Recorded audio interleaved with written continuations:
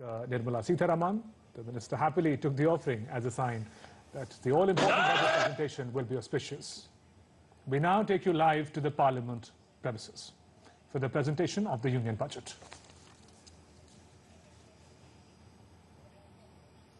Item number 1, Srimati Nirmala Sitharaman, Vitt Mantri.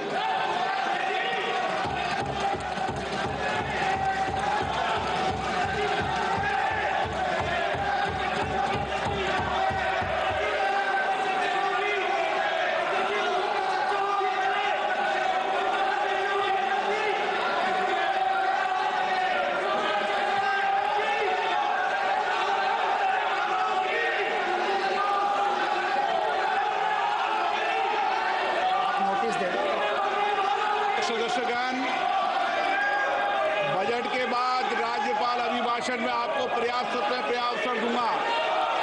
मेरा आपसे निवेदन है, नहीं माननीय अखिलेश जी, आपने संसद की मर्यादा को आप बना के रखें। कभी बजट भाषण के अंदर इस तरीके का नहीं हुआ, ये उचित नहीं है, ये उचित नहीं है।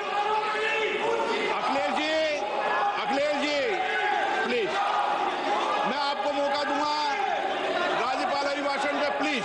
नो, ये तरीका ठीक नहीं है। No,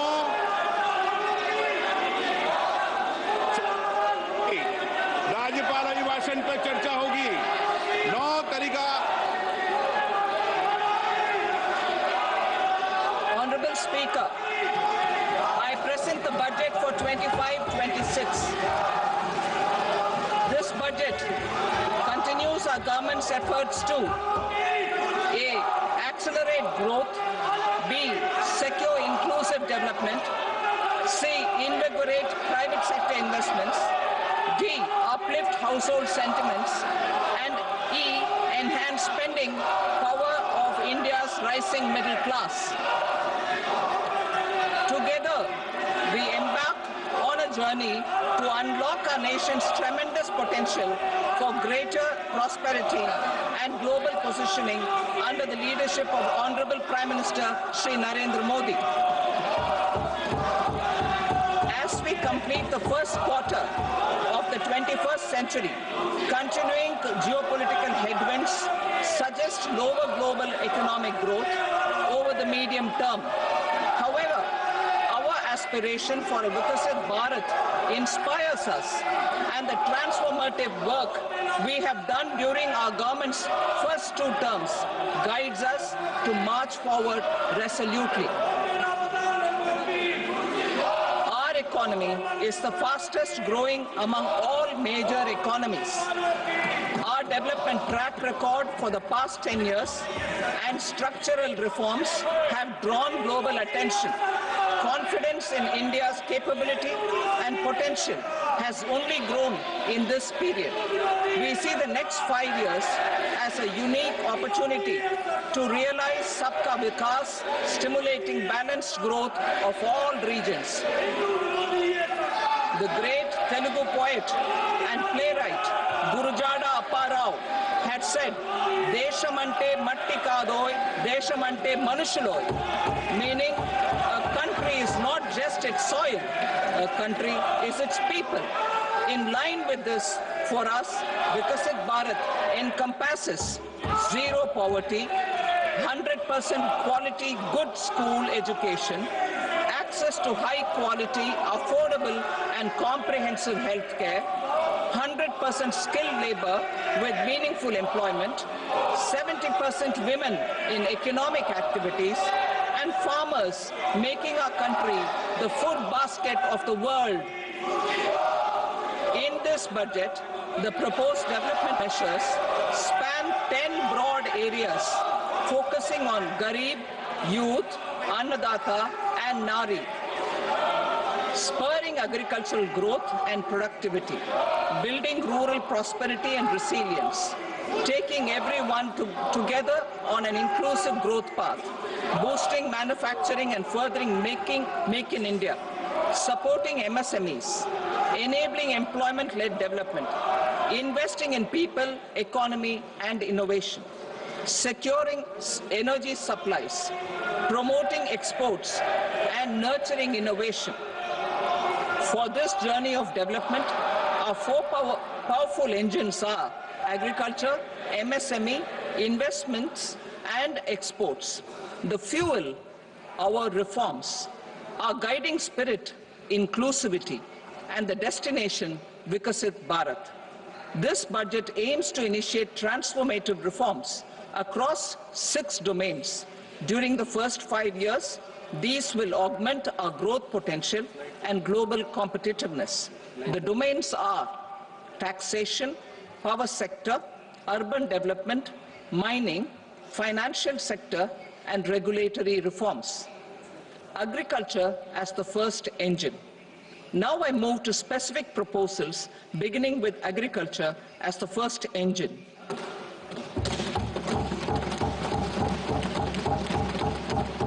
Prime Minister Dhan Dhanya Krishi Yojana, developing agri-districts program.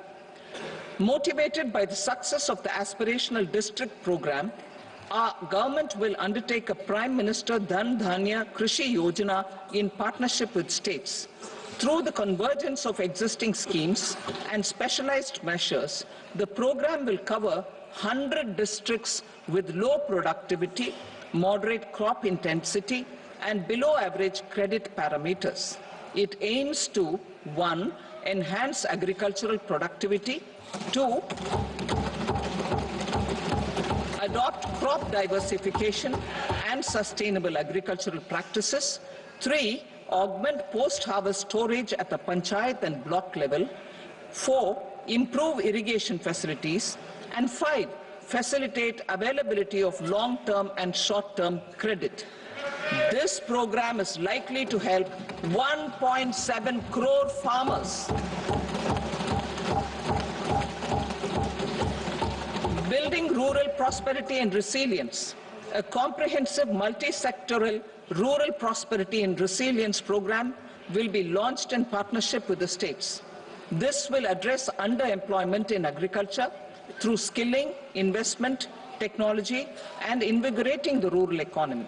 The goal is to generate ample opportunities in rural areas so that migration is an option but not a necessity. The program will focus on rural women, young farmers, rural youth, marginal and small farmers, and landless families. The details are in Annexure A. Domestic best practices will be incorporated, and appropriate technical and financial assistance will be sought from multilateral development banks. In phase 1, 100 developing agri-districts will be covered. Atmanirbharta in pulses. Our government is implementing the National Mission for Edible Oilseed for achieving Atmanirbharta in edible oils. Our farmers have the capability to grow enough for our needs and more. 10 years ago, we made concerted efforts and succeeded in achieving near self-sufficiency in pulses. Farmers responded to the need by increasing the cultivated area by 50%, and government arranged for procurement and remunerative prices.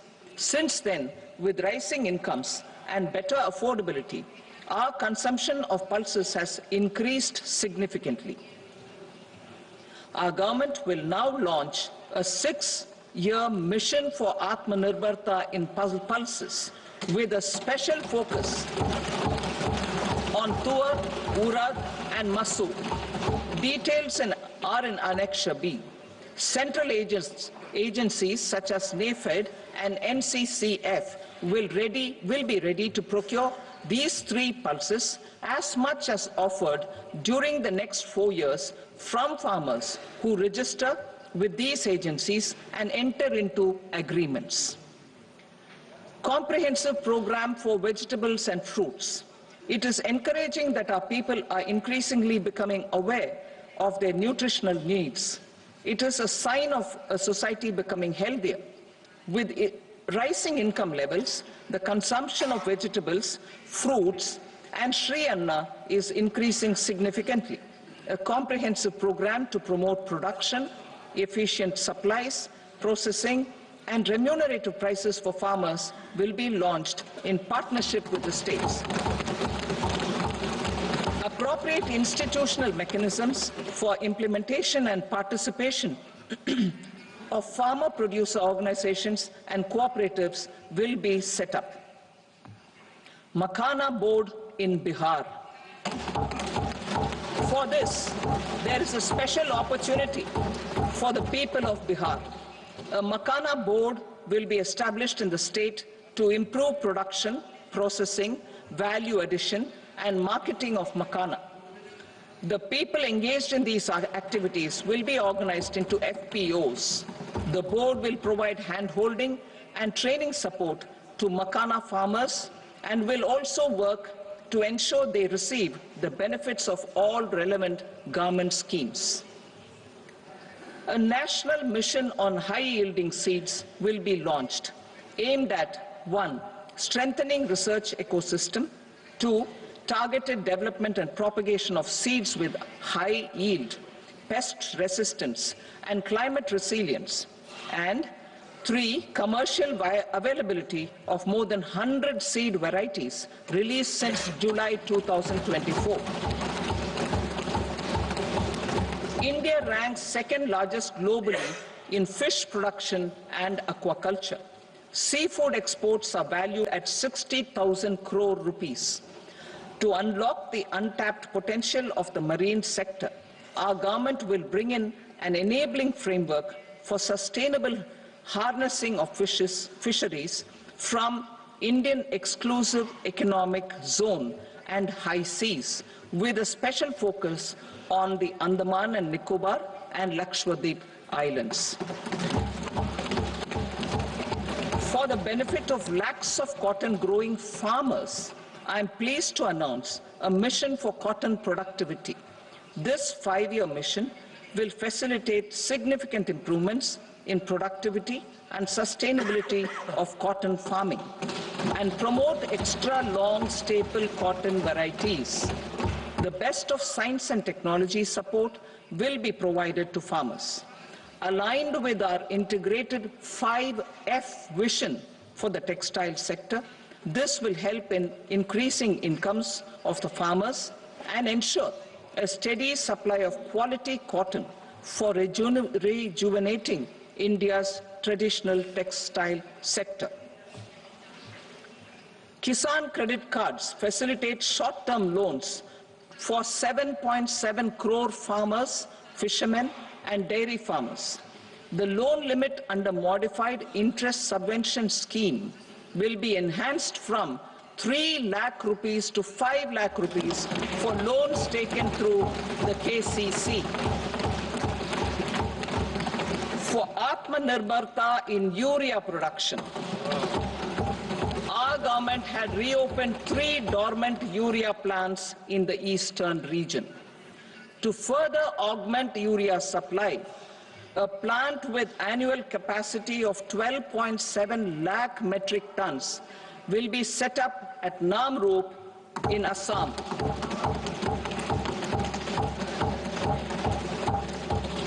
India Post, with 1.5 lakh rural post offices, complemented by the India Post Payment Bank and a vast network of 2.4 lakh Dak Sevaks, will be repositioned to act as a catalyst for the rural economy.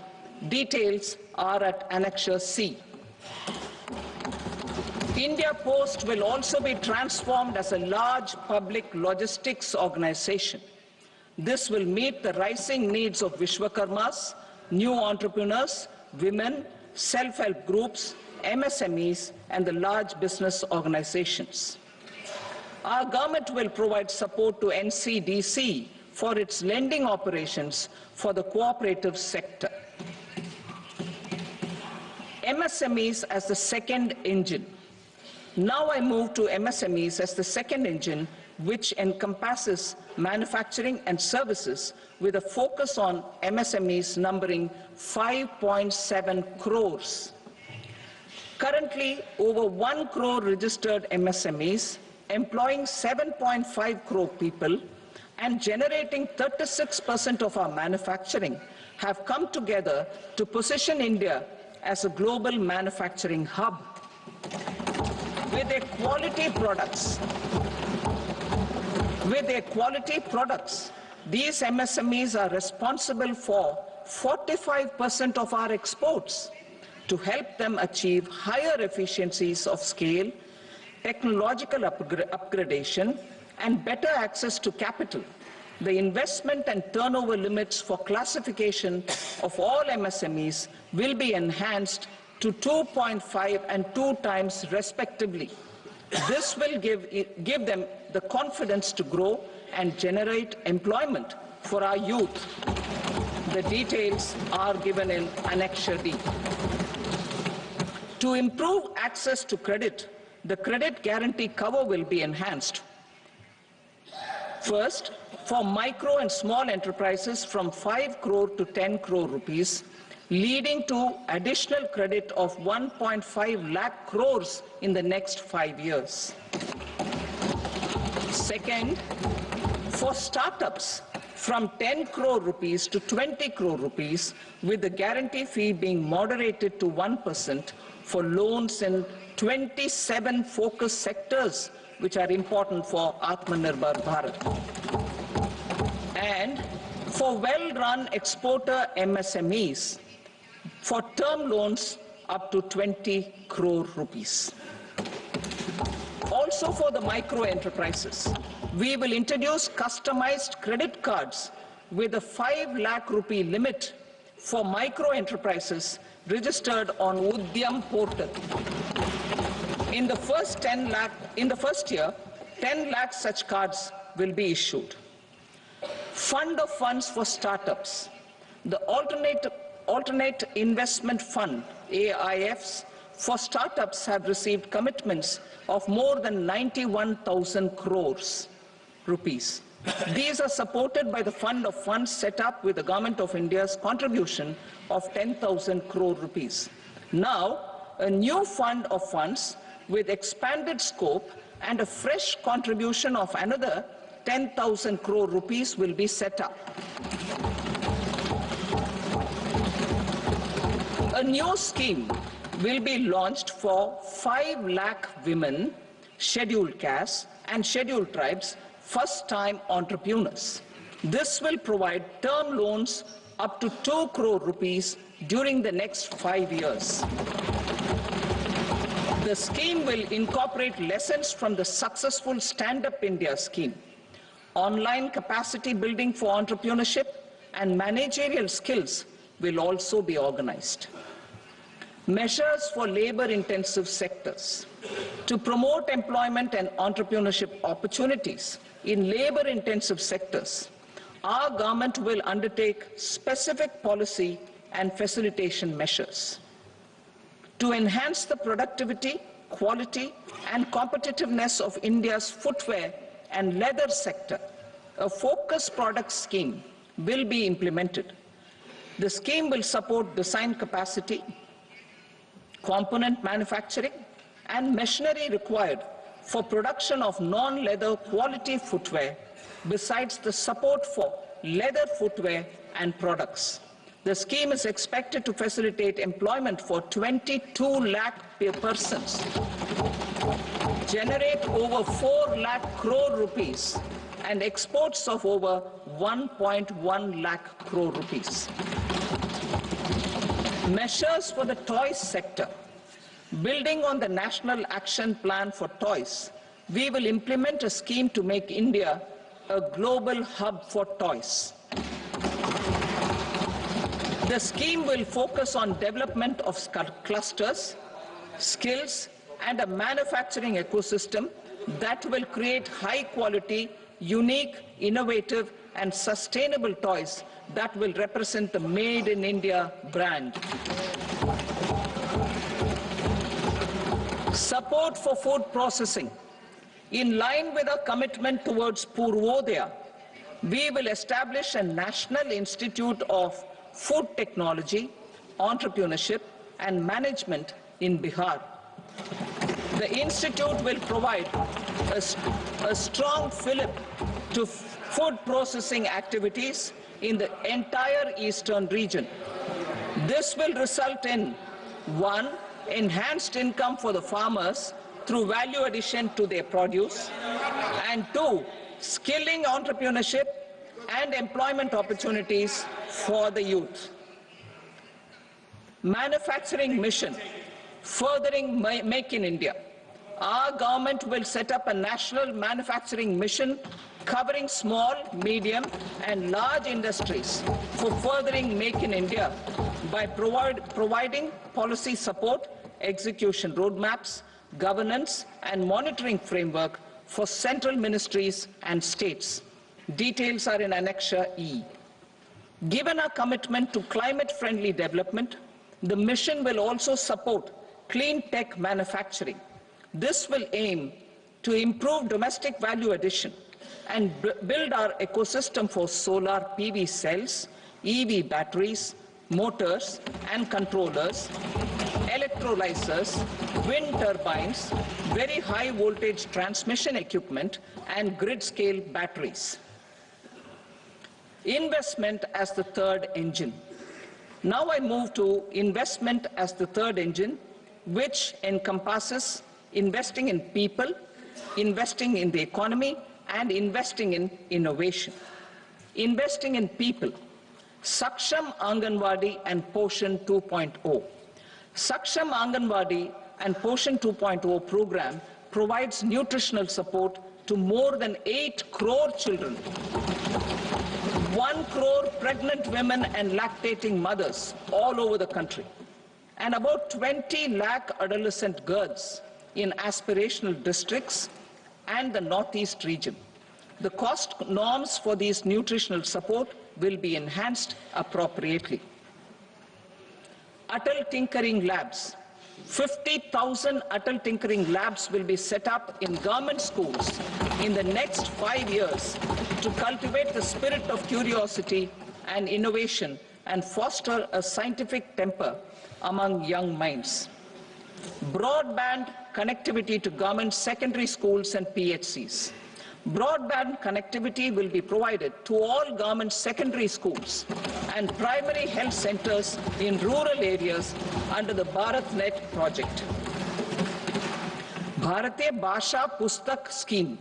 We propose to implement a Bharatiya Bhasha Pustak scheme to provide digital form Indian language books for schools and for higher education. This aims to help students understand their subjects better and in their language. National Centers of Excellence for Skilling. Building on the initiative announced in the July 24 budget, 5 National Centers of Excellence for Skilling will be set up with global expertise and partnerships to equip our youth with the skills required for Make for India, Make for the World manufacturing. The partnership will cover curriculum design, training of trainers, and a skills certification framework and periodic reviews. Expansion of capacity in IITs. Total number of students in 23 IITs has increased 100% from 65,000 to 1.35 lakh in the past 10 years.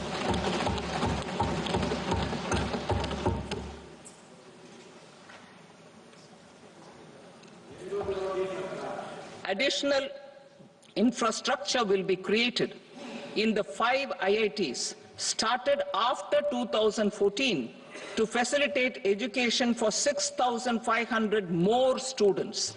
Hostel and other infrastructure capacity at IIT Patna will also be expanded.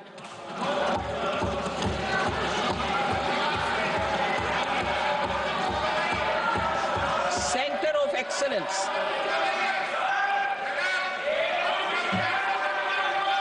Center of Excellence in AI for Education.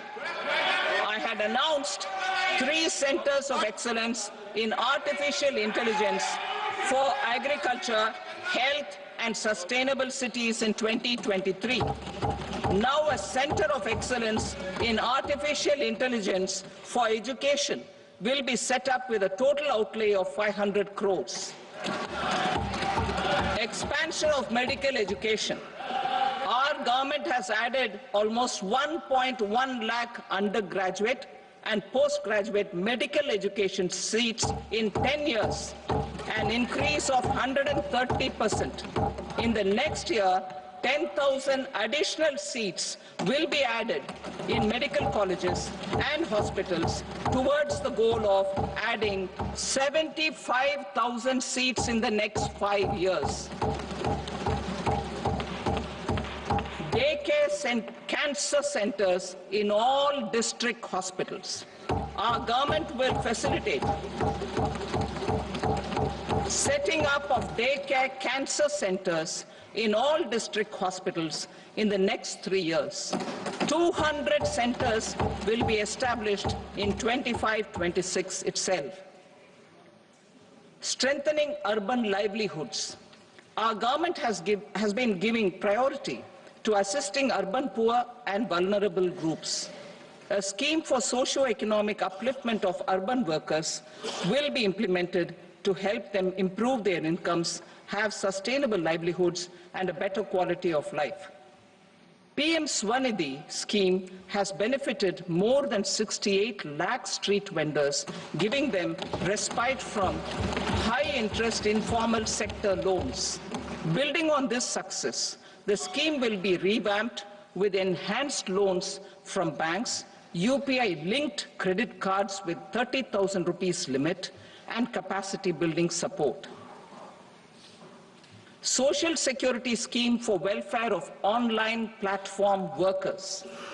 Gig workers of online platforms provide great dynamism to the new age services economy. Recognizing their contribution, our government will arrange for their identity cards and registration on the e-Shram portal. They will be provided health care under PM Jan Arogya Yojana. This measure is likely to assist nearly 1 crore gig workers.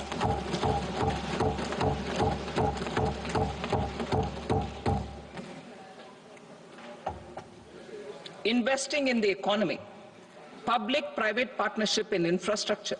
Each infrastructure-related ministry will come up with a 3-year pipeline of projects that can be implemented in PPP mode.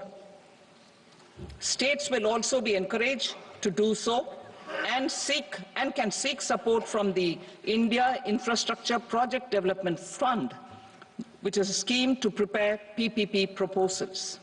Support to states for infrastructure. An outlay of 1.5 lakh crore is proposed for the 50-year interest-free loans to states for capital expenditure and incentives for reforms. Building on the success of the first asset monetization plan announced in 2021, the second plan for 2025 to 30 will be launched to plow back capital of 10 lakh crore in new projects. Regulatory and fiscal measures will be fine-tuned to support the plan. Jal Jeevan Mission. Since 2019, 15 crore households representing 80% of India's rural population have been provided access to portable tap water connections. To achieve 100% coverage, I am pleased to announce the extension of this mission until 2028 with an enhanced total outlay. The mission's focus will be on the quality of infrastructure and O&M of rural piped water supply schemes through Jan Bhagidari. A separate MOU or separate MOUs will be signed with the states and union territories to ensure sustainability and citizen-centric water services delivery. Urban sector reforms. Building on the July budget proposals, urban sector reforms related to governance, municipal services, urban land and planning will be incentivized. Urban Challenge Fund. The government will set up an Urban Challenge Fund of 1 lakh crore rupees to implement the proposals for cities as growth hubs, creative redevelopment of cities, and for water and sanitation purposes announced in the July budget. This fund will finance up to 25% of the cost of bankable projects, with a stipulation that at least 50% of the cost is funded from bonds, bank loans, and PPPs. An allocation of 10,000 crore is proposed in 2025-26. Power sector reforms. We will incentivize electricity distribution reforms and augmentation of intra-state transmission capacity by states. This will improve financial health and capacity of electricity companies. Additional borrowing of 0.5% of GSDP will be allowed to states contingent on these reforms. Nuclear energy mission for Vikasit Bharat. Development of at least 100 gigawatt of nuclear energy by 2047 is essential for our energy transition efforts. For an active partnership with the private sector towards this goal, amendments to the Atomic Energy Act and the Civil Liability for Nuclear Damage Act will be taken up. A nuclear energy mission for research and development of small modular reactors with an outlay of 20,000 crore will be set up. At least 5 indigenously developed small modular reactors will be operationalized by 2033. Shipbuilding. The shipbuilding financial assistance policy will be revamped to address cost disadvantages. This will also include credit notes for shipbreaking in Indian yards to promote the circular economy. Large ships above a specified size will be included in the infrastructure harmonized master list. Shipbuilding clusters will be facilitated to increase the range, categories, and capacity of ships. This will include additional infrastructure, facilities, skilling, and technology to develop the entire ecosystem. Maritime Development Fund. For long-term financing for the maritime industry, a Maritime Development Fund with a corpus of 25,000 crore rupees will be set up. This will be for distributed support and promoting competition. This will have up to 49% contribution by the government, and the balance will be mobilized from ports and from private sector. UDAN regional connectivity schemes. UDAN has enabled 1.5 crore middle-class people to meet their aspirations for speedier travel. The scheme has connected 88 ports, airports, and operationalized 619 routes. Inspired by that success, a modified UDAN scheme will be launched to enhance regional connectivity to 120 new destinations and carry 4 crore passengers in the next 10 years. 4 crore additional passengers in the next 10 years. The scheme will also support helipads and smaller airports in hilly, aspirational, and northeast regional districts. Greenfield airports will be facilitated in Bihar to meet the future needs of the state. These will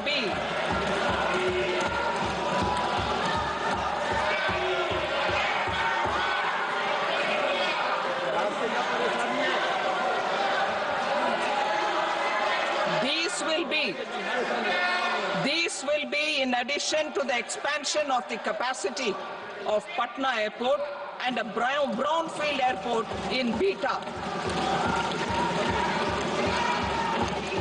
Western Kosi Canal project in Mithilanchal.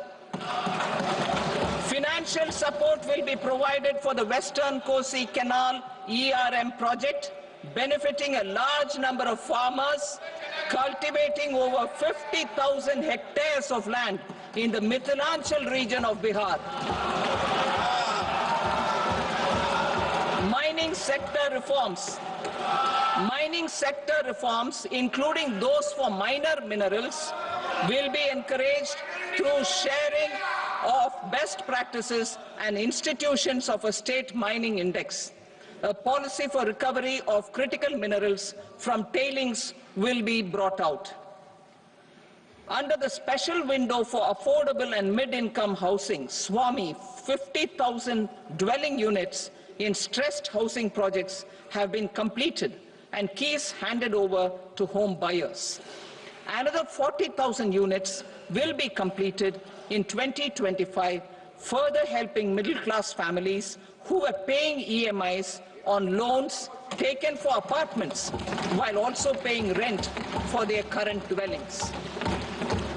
Building on this success, SWAMI Fund 2 will be established as a blended finance facility with contribution from the government, banks and private investors.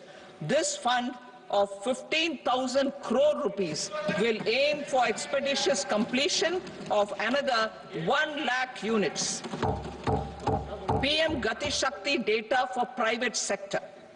For furthering PPPs and assisting the private sector in project planning, access to relevant data and maps from the PM Gati Shakti portal will be provided. Tourism for employment-led growth. Top 50 tourist destination sites in the country will be developed in partnership with states through a challenge mode. Land for building key infrastructure will have to be provided by the states. Hotels in these destinations will be included in the infrastructure harmonized list. The following measures will be taken for facilitating employment-led growth. Organizing intensive skill development programs for our youth, including in institutes of hospitality management. Providing mudra loans for homestays.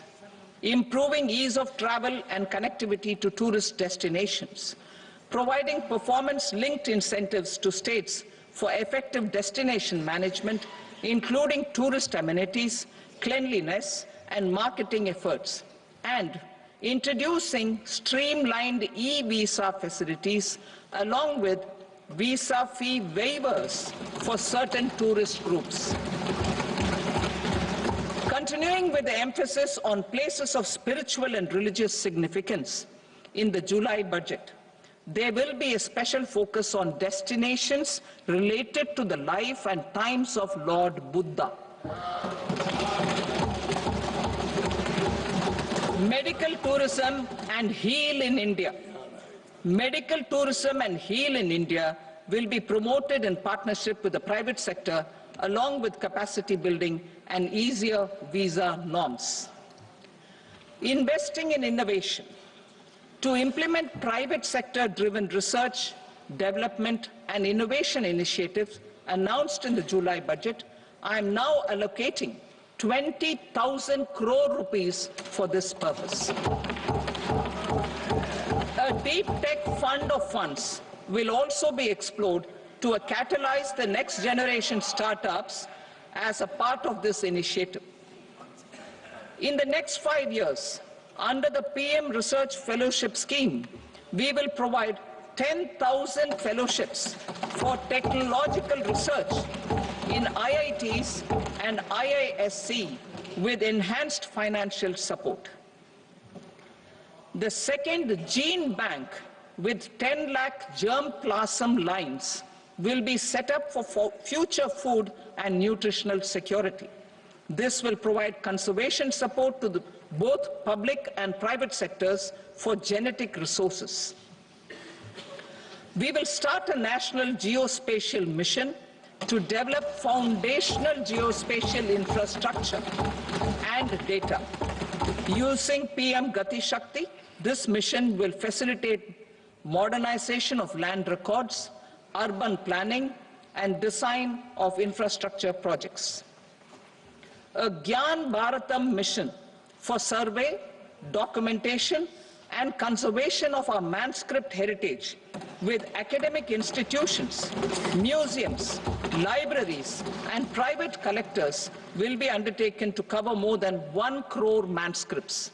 We will set up a national digital repository of Indian knowledge systems for knowledge sharing. Now I move to exports as the fourth engine. We will set up an export promotion mission with sectoral and ministerial targets driven jointly by the Ministries of Commerce, MSME, and Finance.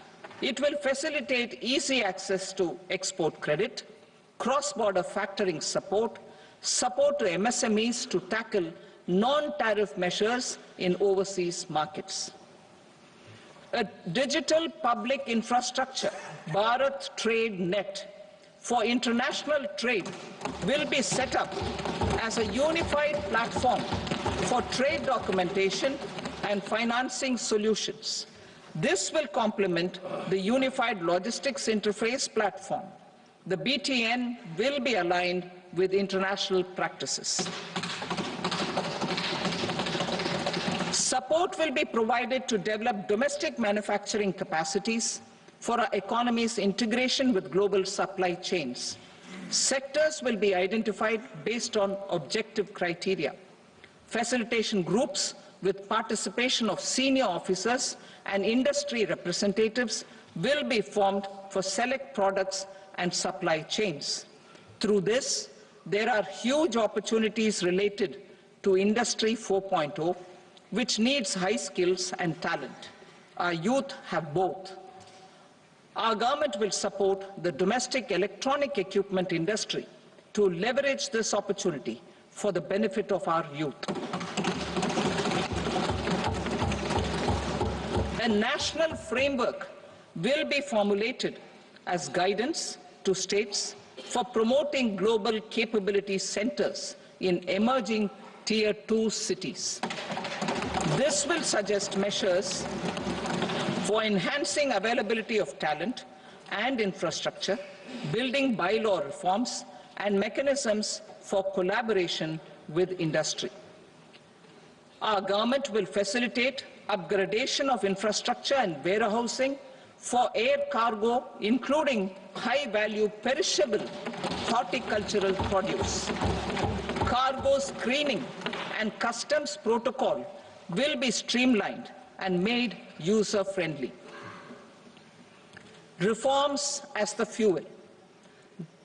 Over the past 10 years, our government has implemented several reforms for convenience of taxpayers, such as faceless assessment, 2, taxpayer charter, 3, faster returns, 4, almost 99% returns being on self-assessment, and 5, Vivad Se Vishwas scheme.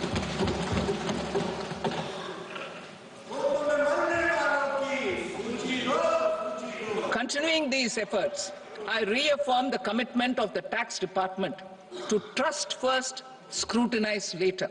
I also propose to introduce the new income tax bill next week. I will detail the indirect tax reforms and changes in direct taxes in Part B. Financial sector reforms. The FDI limit for the insurance sector will be raised from 74 to 100%. This enhanced limit will be available for those companies which invest the entire premium in India. The current guardrails and conditionalities associated with foreign investment will be reviewed and simplified. The services of India Post Payment Bank will be deepened and expanded in rural areas. NABFID will set up a partial credit enhancement facility for corporate bonds for infrastructure. Public sector banks will develop Grameen Credit Score Framework to serve the credit needs of SHG members and people in rural areas. A forum for regulatory coordination and development of pension products will be set up. To implement the earlier announcement on simplifying the KYC processes, the revamped Central KYC Registry will be rolled out in 2025.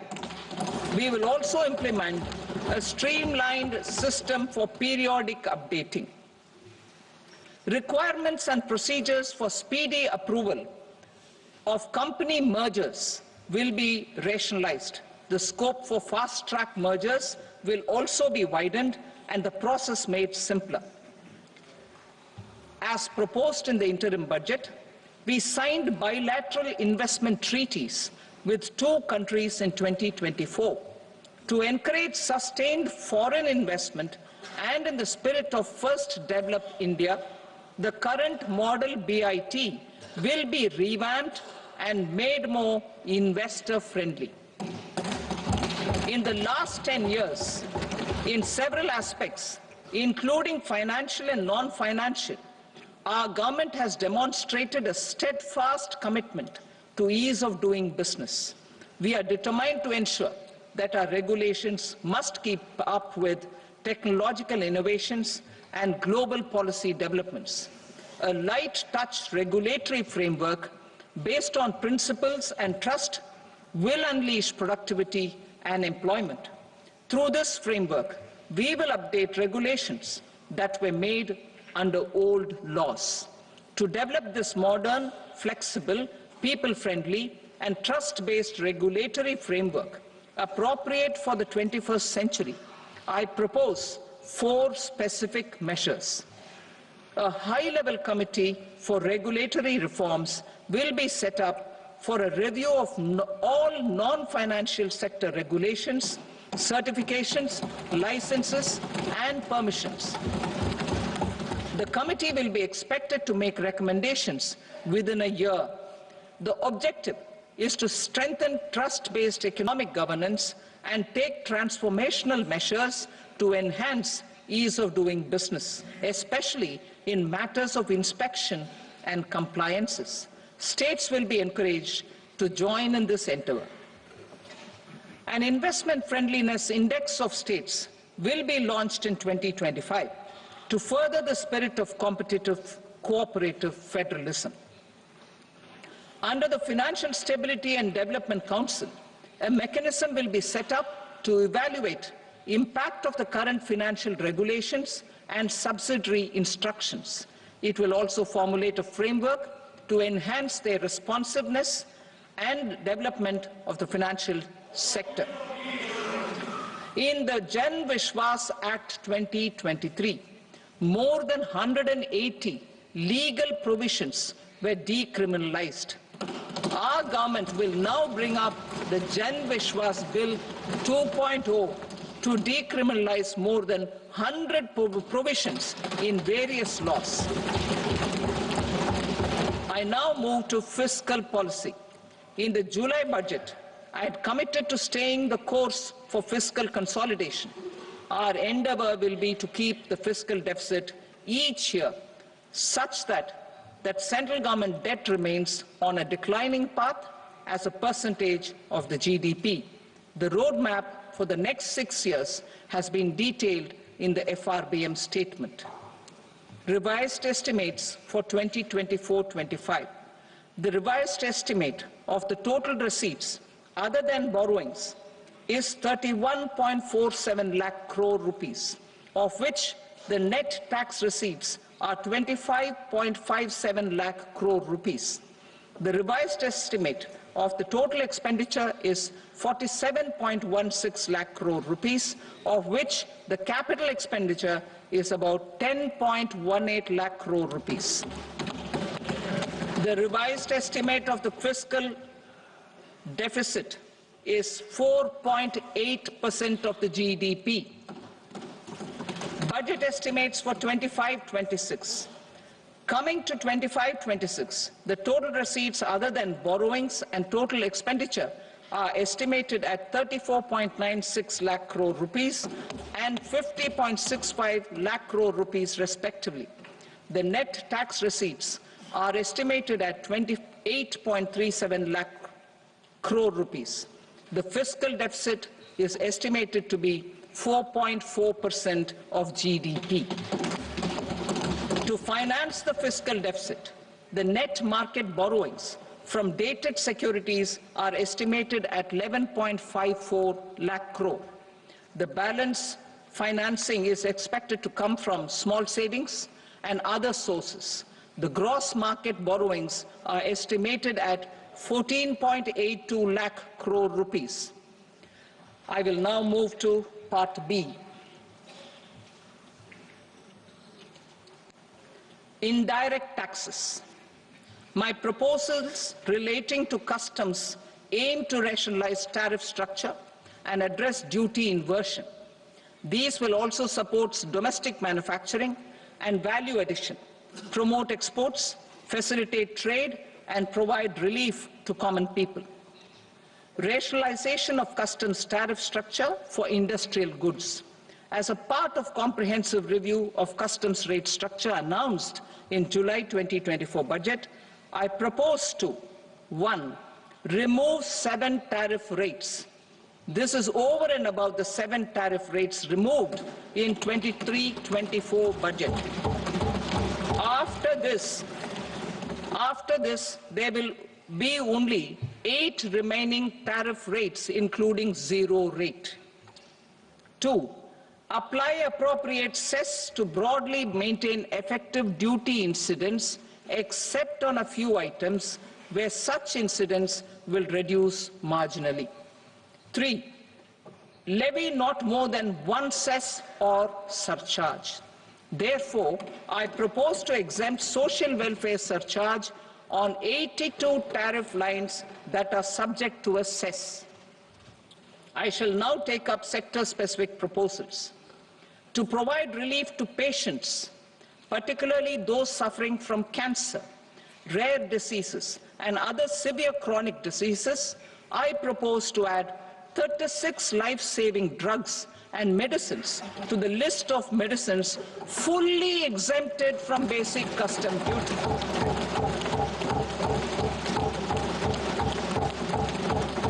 I also propose to add 6 life-saving medicines to the list attracting concessional custom duty of 5%. Full exemption and concessional duty will also respectively apply on the bulk drugs for manufacture of the above. Specified drugs and medicines under patient assistance programs run by the pharmaceutical companies are fully exempt from BCD, provided the medicines are supplied free of cost to the patients. I propose to add 37 more medicines along with 13 new patient assistance programs. Support to domestic manufacturing and value addition. Critical minerals. In the July 2024 budget, I had fully exempted BCD on 25 critical minerals that are not domestically available. I had also reduced BCD of 2 other such minerals to provide a major fillip to their processing, especially by MSMEs. Now, I propose to fully exempt cobalt powder and waste, the scrap of lithium-ion battery, lead, zinc, and 12 more critical minerals. This will help secure the availability for manufacturing in India and promote more jobs for our youth. To promote domestic production of technical textile products such as agro-textiles, medical textiles, and geotextiles at competitive prices, I propose to add 2 more types of shuttle-less looms to the list of fully exempted textile machinery. I also propose to revise the BCD rate on knitted fabrics covered by 9 tariff lines from 10 or 20 to 20% or 115 rupees per kg whichever is higher. Electronic goods. In line with our Make in India policy and to rectify inverted duty structure, I propose to increase the BCD on interactive flat panel display from 10% to 20% and reduce the BCD to 5% on open cell and other components. In 23-24 budget, for the manufacture of open cells of LCD, LED TVs, I had reduced the BCD on parts of open cells from 5% to 2.5%. To further boost the manufacture of such open cells, the BCD on these parts will now stand exempted. Lithium-ion battery. To the list of exempted capital goods, I propose to add 35 additional capital goods for EV battery manufacturing and 28 additional capital goods for mobile phone battery manufacturing. This will boost domestic manufacture of lithium-ion batteries, both for mobile phones and for electric vehicles. Shipping sector. Considering that shipbuilding has a long gestation period, I propose to continue the exemption of BCD on raw materials, components, consumables, or parts for the manufacture of ships for another 10 years.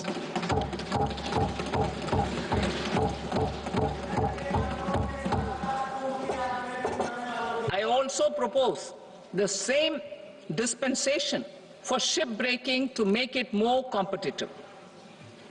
Telecommunication. To prevent classification disputes, I propose to reduce the BCD from 20% to 10% on carrier-grade Ethernet switches to make it at par with non-carrier-grade Ethernet switches. Export promotion. To facilitate exports of handicrafts, I propose to extend the time period for export from 6 months to 1 year, further extendable by another 3 months if required. I also propose to add 9 items to the list of duty-free inputs. Leather sector.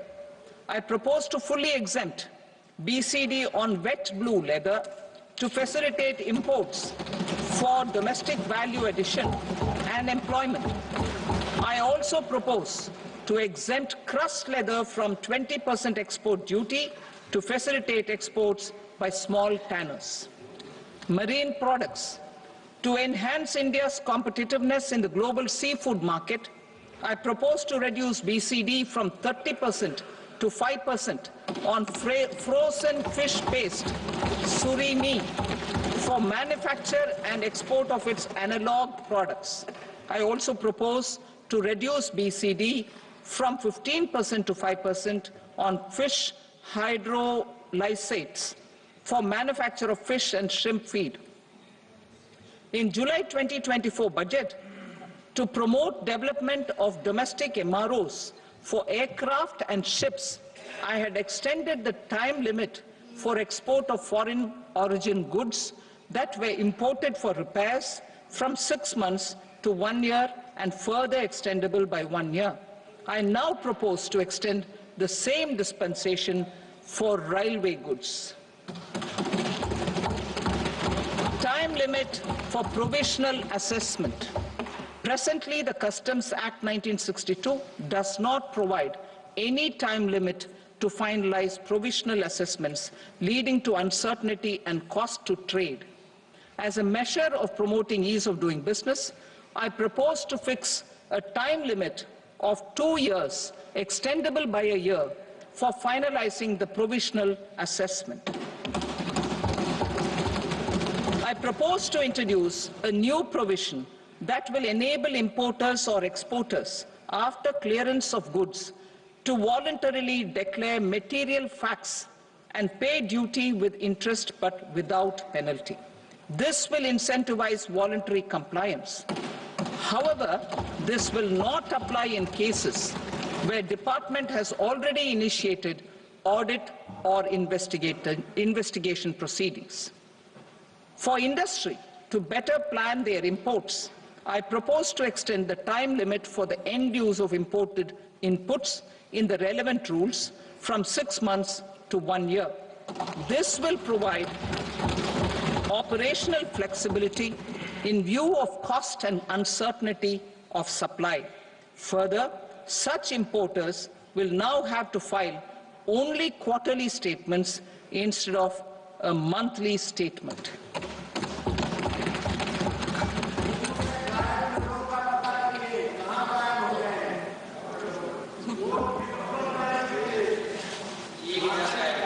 I now come to my direct tax proposals. In Part A, I have briefly underlined taxation reforms as one of key reforms to realize our vision of Vikasit Bharat.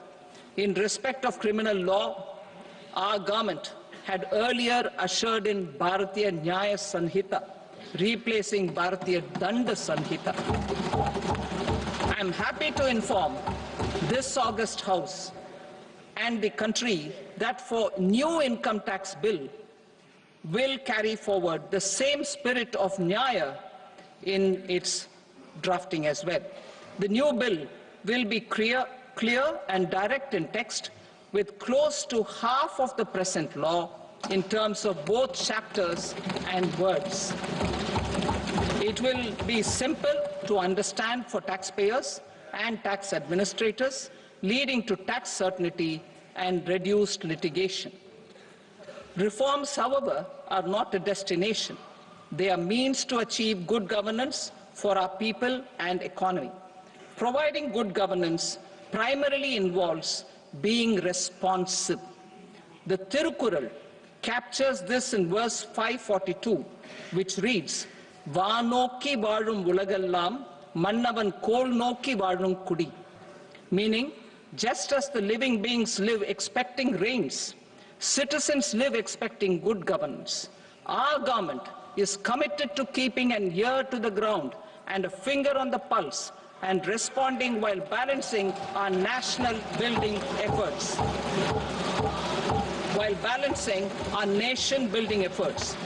The following measures will detail just how our government will, under the guidance of PM Modi, has taken steps to understand and address.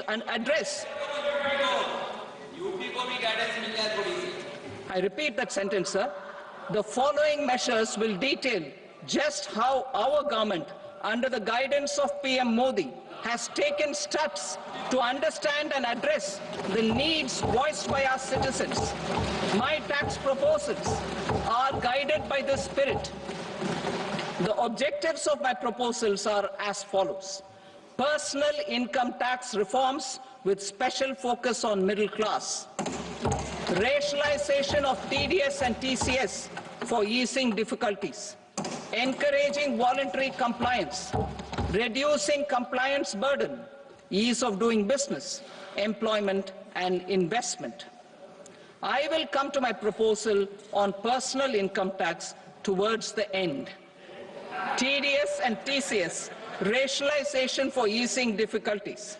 I propose to rationalize tax deduction at source, TDS, by reducing the number of rates and thresholds above which TDS is deducted.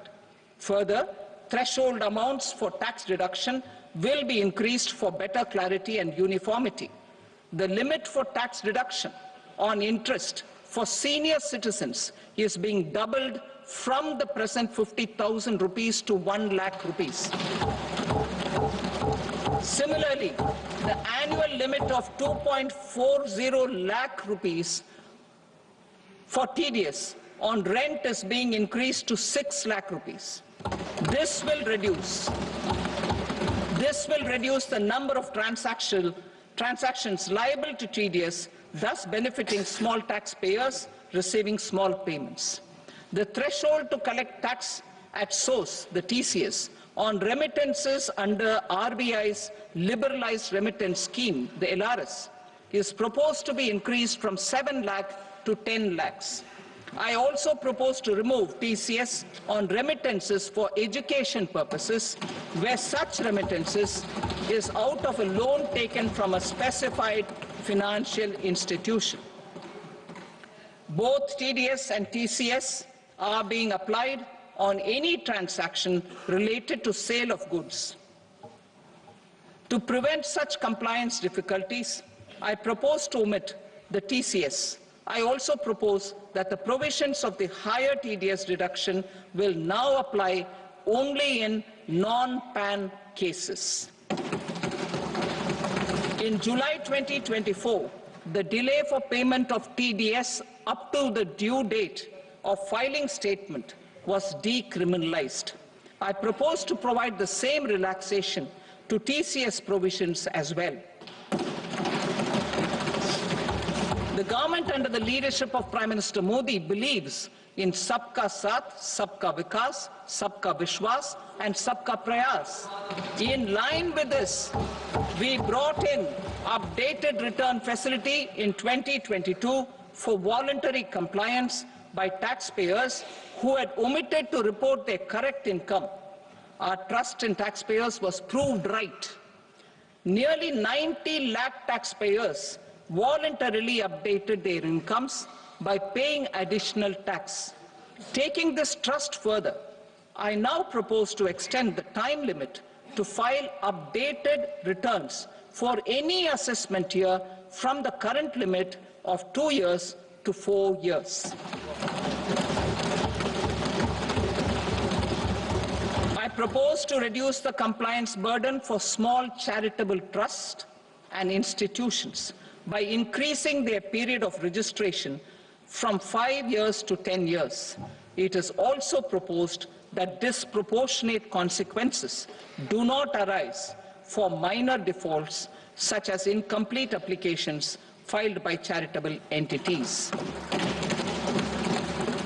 Presently, taxpayers can claim the annual value of self-occupied properties as nil only on the fulfillment of certain conditions. Considering the difficulties faced by taxpayers, it is proposed to allow the benefit of 2 such self-occupied properties without any condition. To streamline the process of transfer pricing and to provide an alternative to yearly examination, I propose to introduce a scheme for determining arm's length price of international transaction for a block period of 3 years. This will be in line with global best practices. With a view to reduce litigation and provide certainty in international taxation, the scope of safe harbor rules is being expanded. A number of senior and very senior citizens have very old national savings schemes accounts. As interest is no longer payable on such accounts, I propose to exempt withdrawals made from NSS by individuals on or after 29th August 2024. I am also proposing to allow similar treatment to NPS Vatsalya accounts as is available to normal NPS accounts subject to overall limits. In my speech in July 2024, I had promised that all processes, including giving effect to appellate orders, shall be digitalized and made paperless over the next 2 years. So I'm happy to announce that digitalization is being made operational now. In July 2024, we brought in the Vivad Se Vishwas scheme to resolve income tax disputes pending in appeal. The scheme has received a great response, with nearly 33,000 taxpayers having availed of the scheme to settle their disputes. I have a few proposals to promote investment and employment. It is proposed to provide a presumptive taxation regime for non-residents who provide services to a resident company that is establishing or operating an electronics manufacturing facility. I further propose to introduce a safe harbor for tax certainty for non-residents who store components for supply to specified electronics manufacturing units. Presently, the tonnage tax scheme is available only to sea-going ships. The benefits of existing tonnage tax scheme are proposed to be extended to inland vessels registered under the Indian Vessels Act 2021 to promote inland water transport in the country. extension for incorporation of startups. We continue to support the Indian startup ecosystem. I propose to extend the period of incorporation by 5 years to allow the benefit available to startups which are incorporated before 1/4/2030. In order to attract and promote additional activities in the IFSC, I am inter alia proposing specific benefits to ship leasing units, insurance offices, and treasury centers of global companies which are set up in IFSC. Further, to claim benefits, the cut-off date for commencement in IFSC has also been extended by 5 years to 31/3/2030. Category 1 and Category 2 AIFs are undertaking investments in infrastructure and other such sectors. I propose to provide certainty of taxation to these entities on the gains from securities, to promote funding from sovereign wealth funds and pension funds to the infrastructure sector. I propose to extend the date of making an investment by 5 more years up to 31st March 2030.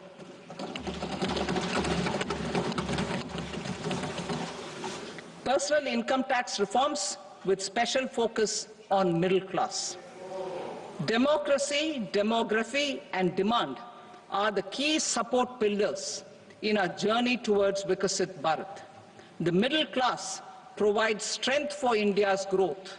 This government, under the leadership of Prime Minister Modi, has always believed in the admirable energy and ability of the middle class in nation building.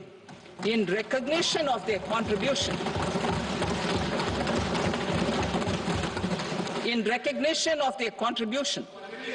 we have periodically reduced their tax burden.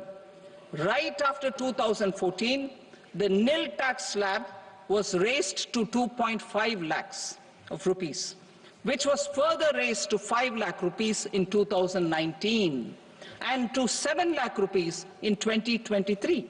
This is reflective of our government's trust on the middle class taxpayers.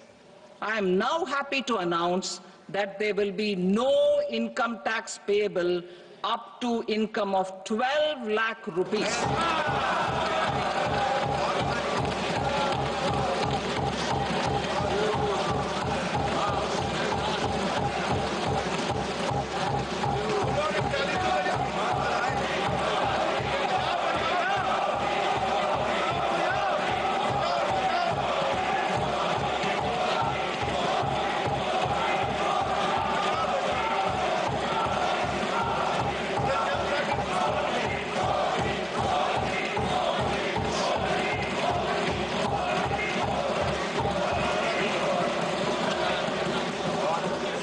So, average income of 1 lakh per month, other than the special rate income such as capital gains, under the new regime. This limit will be 12.75 lakh for salaried taxpayers due to the standard deduction of 75,000. Slabs and rates are being changed across the board to benefit all taxpayers. The new structure will substantially reduce the taxes of the middle class and leave more money in their hands, boosting household consumption, savings, and investment. In the new tax regime, I propose to revise tax rate structures as follows: 0 to 4 lakh rupees nil, 4.8 lakh rupees to 4 to 8 lakh rupees 5%, 8 to 12 lakh rupees 10%, 12 to 16 lakh rupees 15%, 16 to 20 lakh rupees 20%, 20 to 24 lakh rupees 25%, and above 24 lakh rupees 30%. To taxpayers up to 12 lakh of normal income, other than special rate income such as capital gains. I read that again. To taxpayers up to 12 lakh of income, other than special rate income such as capital gains, tax rebate is being provided in addition to the benefit due to slab rate reduction in such a manner that there is no tax payable by them. The total tax benefit of slab rate changes and rebate at different income levels can be illustrated with a few examples. A taxpayer in the new regime with an income of 12 lakh rupees will get a benefit of 80,000 rupees in tax, which is 100% of tax payable as per the existing rates. A person having income of 18 lakh rupees will get a benefit of 70,000 rupees in tax, that is 30% of tax payable as per existing rates. A person with an income of 25 lakh gets a benefit of 1,10,000 rupees, that is 25% of his tax payable as per existing rates. Details of my tax proposals are given in the annexure. As a result of these proposals, Honorable Speaker, sir, revenue of about 1 lakh crore in direct taxes and 2,600 crores in indirect taxes will be foregone. Mr. Speaker, sir, with this, I commend the budget to this august House.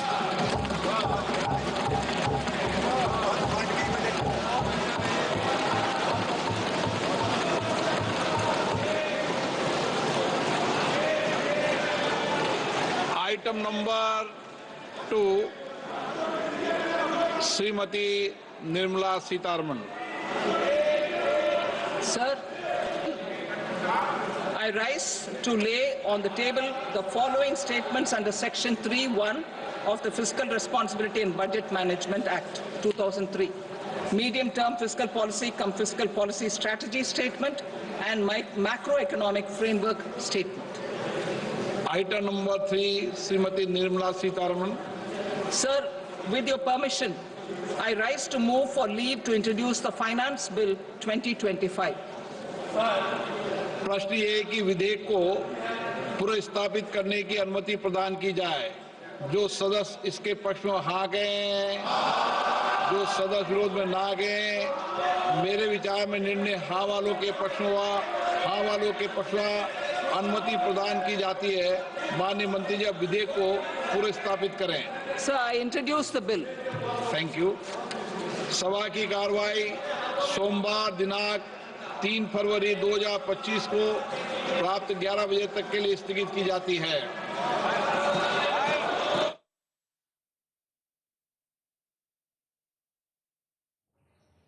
That was the presentation of the much-awaited union budget, full budget for the Modi government 3.0 by Finance Minister Nirmala Sitharaman. Host of areas where investments has been made for the vision of developed India by 2047, but the best of it she perhaps had kept for the last. But no income tax for personal income tax group. There's going to be no income tax for earning up to rupees 12 lakh. This is as per the new tax regime. So that is going to be the highlight, much talked about, much expected rebate and relaxation in taxation that people were looking for. Finance Minister indeed has given it to them in this budget. Sakal? Especially when we're speaking about the expectations, relief to the middle class in terms of tax relief / reduction was one of the top priority areas, and I think she dealt with that aspect towards the end of a budget presentation, which actually means that more money in the hands of middle class. Let's quickly take a look at the operative portions of the budget and the focus areas. Focus to accelerate growth, Viksit Bharat vision, where there's going to be focus on poverty eradication, youth, farmers, as well as women. These are the big takeaways. The Finance Minister also announced Dhan Dhanya Krishi Yojana, a new scheme for the empowerment of farmers. Union Budget 2025, Dhan Dhanya Krishi Yojana to cover 100 districts in the country. In addition to the reforms that have been unleashed for the benefit of the farmers, Dhan Dhanya Krishi Yojana will come into play. 1.7 crore farmers across the country are going to be benefited from this new scheme announced in the Union Budget 2025 by Finance Minister. India's growth and reforms, she says, set the stage for Sabka Vikas in the next 5 years. In the next 5 years, the country will be provided with unique opportunities, wherein she also announced the Makhana Board. Makhana Board, which actually will be set up in Bihar. host of development interventions for the East, particularly for the state of Bihar, to enhance processing and value addition. We know makhana production in Bihar traditionally is also an important input to enhance processing and value addition. Also, Kisan Credit Card facilitates loan for farmers. This is going to aid farmer empowerment in the agri sector. Garib Youth, Annadata and Nari, that's how she began her budget presentation, where focus has been, as always, on Atmanirbharta mission for pulses as well, which means self-reliance India. Aspirations of the Viksit Bharat inspire us. These are the key highlights of the speech of Finance Minister. Viksit Bharat being central to the whole narrative, where 2025 budget is dedicated to some transformative reforms across various sectors. New schemes have been announced, with a term loan of 2 crore for women in particular, in tandem with the women-led development vision of Indian government. First-time entrepreneurs from the lower middle class and the backward classes will also be benefited. Also, investment limit for MSME classification to be made 2.5 times, but turnover limit is also will see a spike. Other highlights: new classification criteria for MSMEs, National Institute for Food Tech, Entrepreneurship Management in Bihar to turn India into the food basket for the world. That's the vision. 5 national centers of excellence for skilling with global expertise have also been proposed. Over 100 new places to get regional airports. Udan scheme has been expanded significantly. 15,000 crore rupees fund for quick completion of about a lakh housing units. 10,000 seats also to be added in medical colleges across the country. As far as additional infrastructure in existing IITs is concerned, that is also in focus. IIT Patna in particular is proposed to be expanded. Heal in India campaign will be launched. Part of this budget, short-term loans for 7.7 crore farmers, including dairy farmers and fishermen. They are going to be benefited by such schemes, where FDI limit for the insurance sector will be seeing a spike to 100%. New income tax bill to be introduced next week. And also, new central KYC registry is going to be part of this.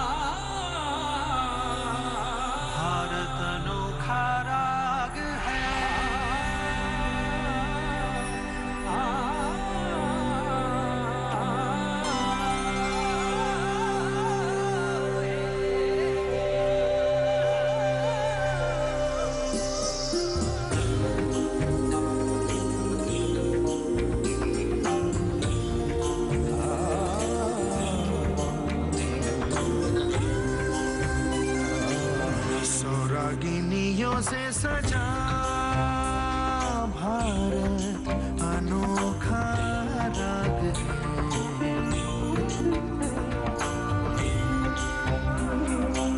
सौरागिनियों से सजा भारत अनोखा राग है ये प्यार का संगीत है ये शांति ये एकता का राग है